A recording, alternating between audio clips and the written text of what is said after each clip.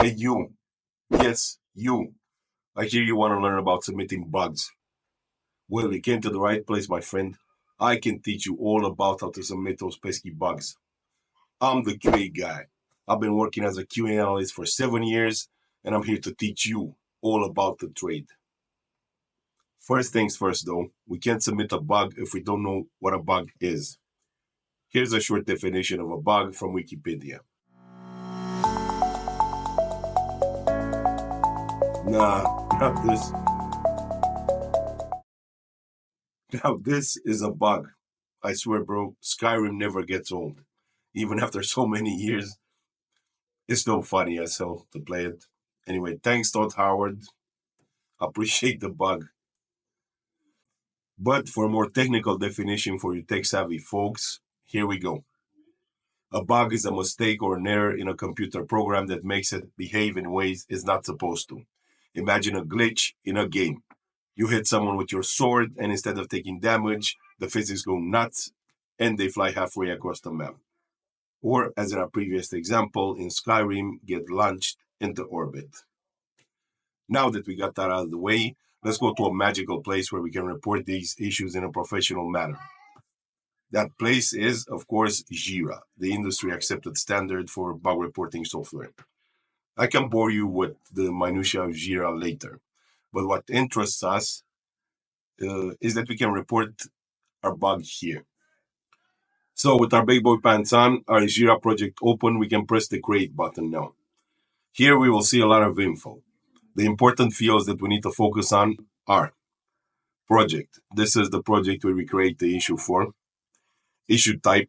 There are multiple types of issues like stories, tasks, etc. We will get into them later. For now, we will only focus on bugs. Severity and priority. These two are probably the most important thing in your bug. Again, we will talk about them really soon in detail. Summary is the title of the bug. We input a concise, short, and to the point title with no punctuation, so it's easier to find later. Description, where we put most of the info about our bug. Basically, now this was our short intro to the Jira issue creation model. Let's check out our bug for today. It's going to be a horrific one. Picture this. We open our browser, go to google.com to search for a recipe to make pizza. I mean, who doesn't like pizza? If you don't like pizza, get out of here. But wait for it, we noticed something. The Google logo above the search bar, it's gone. It's been replaced by a white box. Now, this could be a serious problem for someone who likes the Google logo. Even for us, it's an annoying problem. I mean, that white box there, doesn't it annoy you? Doesn't it trigger your OCD? So, what do we do about it? We put our big boy pants on again and go back to Jira with the goal of submitting the best bug ever for this damn issue.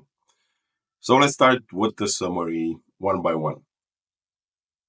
The summary will be Google logo not displayed on the main page. It's simple, to the point, basically. Now let's move on to the description.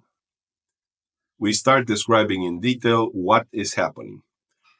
The issue occurs when the user accesses the google.com page while logged into a valid Google account. The Google logo is not displayed.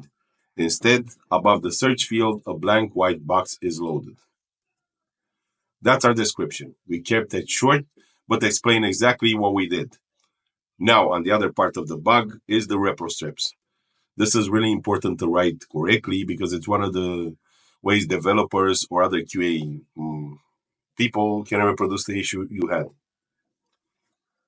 Steps to reproduce. Open the google.com page, log into your Google account with valid credentials. Now observe on the main page the logo is not displayed. That's how we write the repro steps, the exact steps to reproduce this issue. Next, we need to write the actual result, a short abbreviation of the issue we're having. So, actual result. The Google logo is not displayed on the google.com page when logged into a valid account. We can use punctuation in the bug itself, but not in the title, because if we use punctuation in the title, the bug will be hard to find in Jira later. Now, one of the most important parts of the bug, the expected result. which is the expected behavior when undertaking that action, or in our case, visiting that page. So for the expected result, we will put the following. The Google logo is always displayed, no matter if the user is logged in or not.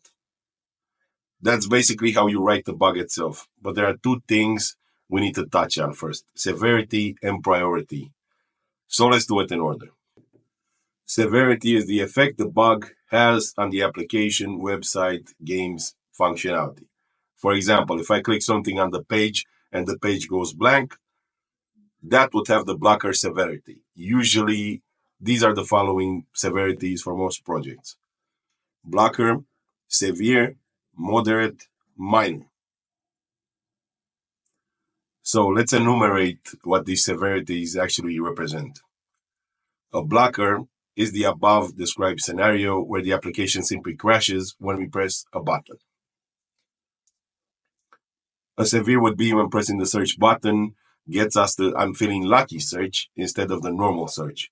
We still get some results, but not the ones that we want. Functionally, it still works in a way, but not as intended, and prevents the user from getting the results they need.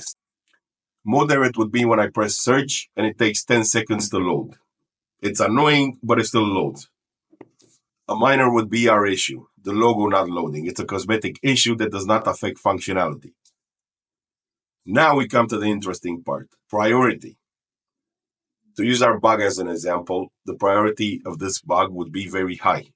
But you ask, how can it be a minor and a very high priority? Simple. Priority represents the urgency of the fix. If it's very high, it's the highest priority to be fixed. Now you would ask, why would a cosmetic thing like this have the priority while having the minor severity? Because the logo not loading is happening on the front page. Think of it from a user experience point of view. You come to the front page and the logo is not loading.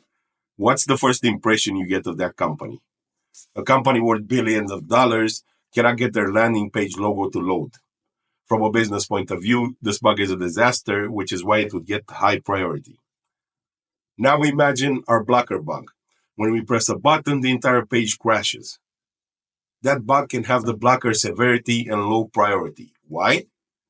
Let's imagine that to get to that outcome that crashes the page, you have to perform 10 unlikely actions that a normal user would not perform. The risk of a user doing something that complex and unlikely would be low. As such, even though the bug is a blocker, functionally, priority-wise, it would be low severity. So the bug we're submitting would be minor with very high priority. Hope this made sense. We're going to go into more detail on this in future videos. So basically, after we set the severity and priority, our bug is ready. A lot of the fields are optionals in many projects, so we will skip those for now. You can press the create button and send the bug to Google. So now you know how to submit a bug. Thank you for tuning in, and I hope you found this informative. More stuff to come in the future. QA Guy, out.